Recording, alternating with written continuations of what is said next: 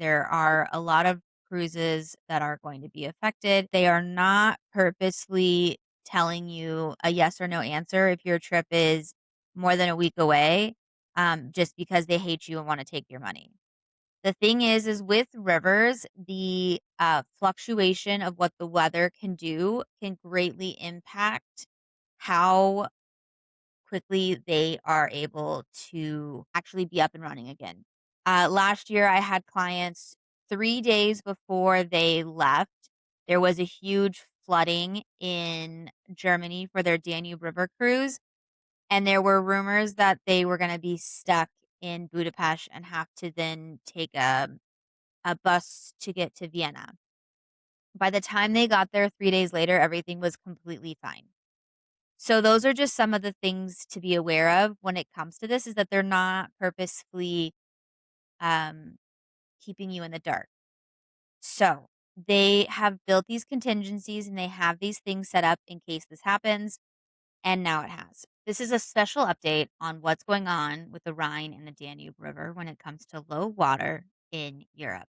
Hi, I'm Sydney with the Poodle Booked It, and I am an expert on river cruising.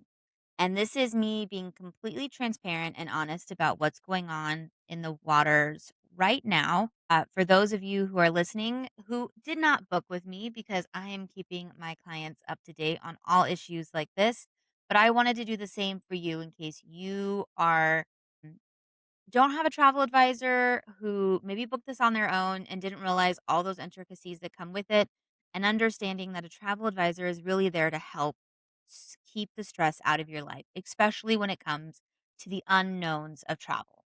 So here's the situation as it is right now. Europe is having a hot girl summer and not in a good way. So they are having some extreme heat waves that are causing a lot of issues when it comes to the a growing river cruise market. Now, this is going to be very much focused on the Rhine and the Danube because those are the two that are having the most amount of problems. So, and those, of course, are the two I recommend for first time river cruises. Now, I want to preface this by saying a couple weeks ago, I did a podcast on how often it is to have this sort of problem. And it is on average only 5% of all river cruises a year are going to be affected by this sort of issue. It is ironic that this happened right after I gave that podcast episode on it, but I digress. So let's just dive into the meat of this, right?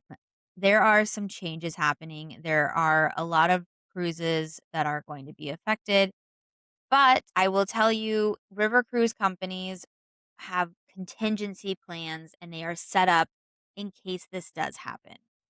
So let me just get the elephant out of the room that they are not purposely telling you a yes or no answer if your trip is more than a week away, just because they hate you and want to take your money. The thing is with rivers, the fluctuation of what the weather can do can greatly impact how quickly they are able to actually be up and running again. Last year, I had clients 3 days before they left. There was a huge flooding in Germany for their Danube River cruise. And there were rumors that they were going to be stuck in Budapest and have to then take a bus to get to Vienna. By the time they got there 3 days later, everything was completely fine. So those are just some of the things to be aware of when it comes to this is that they're not purposefully keeping you in the dark. So they have built these contingencies and they have these things set up in case this happens. And now it has. So here are some of the things that are being done. So when it comes to the next week or two, let's just say the next 10 days, if you are going on a river cruise, I want you to pack your patience. It is not going to be there is a possibility that is not going to be the typical river cruise that you're expecting, that I sell on here, that I educate you on. It is not going to be an unpack once and enjoy your vacation. The likely chance is that you are going to have to move ships throughout the trip. Now, I will tell you the cruise lines are going to make this as easy as possible. And the only thing that you're going to have to worry about is packing. I actually have clients who are on the Rhine River as we speak. And what they had to do is when they were going to Heidelberg for the day, so they got off in one destination on one ship. They packed their luggage, they tagged it for their room number, and while they were on their all-day excursion to Heidelberg, the crew was moving every piece of luggage to the new ship, putting it in their rooms. So when they got to their rooms on the next ship, it was like they had never left their original cruise ship. So these are some of the things that are being done on that piece of it. And that is going to be the typical workaround. Now, a lot of these cruise lines are not only do they have a lot of ships, I mean, Viking has over 100, but you also have cruise lines that have 30, 20 to 30 cruise ships that are doing this. So they have that flexibility to make it so that you can go from one cruise ship to the other. There are also those that are part of larger brands. You have Tauck. Uniworld is with Luxury Gold and Trafalgar. And Trafalgar has their own river cruises, as well as Avalon with Globus. And so this is going to give them the ability to pivot and do more of a land-based tour versus a river cruise if that's an option. And these are some of the things that might be offered. I know that there are other cruise lines as well as in general that have been offering if you had a Rhine River. There was another travel advisor I know, and her clients were offered to move their trip to do the south of France river cruise instead of the Rhone. And if not, you could get a full refund of the trip. And so that was something that was brought to them. Again, I think it was like 48 hours before their trip was to start. So, so those are some of those pieces that can possibly happen. Now, here are some of the ones that have been reported in a news article that I read for Travel Market Report. It kind of goes into some of the things that are being talked about, as well as some of the like complete options. So, while the vast majority of this is on Avalon, the vast majority of Avalon cruises continue to be planned operation. The Avalon Impressions was unable to sail beyond the Klobins area on the Rhine River, and the forecasts are showing no signs of improvement. So they have made the difficult decision to cancel a small number of upcoming departures this same week. And this article came out on the 15th, and so this is the 20th. It's a couple days old. Avalon's legendary Danube cruise bordered in Passau instead of Nuremberg and had a few port changes that resulted in bus rides, including one from Vienna to Budapest, where the river is not passable. But Avalon is doing a great job and are still providing the excellent experience. Another one is with the Ama Magna. They were unable to sail to Budapest, and so now embarkation plans have been adjusted. Ama Waterways is providing a hotel stay in Budapest for the first night, and then a tour, and then the following day they'll be transferred by coach to Vienna with a Bratislava excursion on the way. And another person talked about Viking, noting that while it's too early to confirm the full impact of the water levels will have on your voyage, the current conditions indicate that some modifications will be necessary for a Danube River cruise. And this is going to include adjustments like your docking stations, which could result in longer motor coach transfers for certain extent excursions. There are currently sections of the Danube and Rhine River that are expected to be unusually low in their water. And so some of those Viking river itineraries have to be modified. The Vikings nautical and operation teams are closely monitoring conditions and working to minimize impact on any guests' travel experiences. And if you do have an issue, you should be notified directly if that is the case.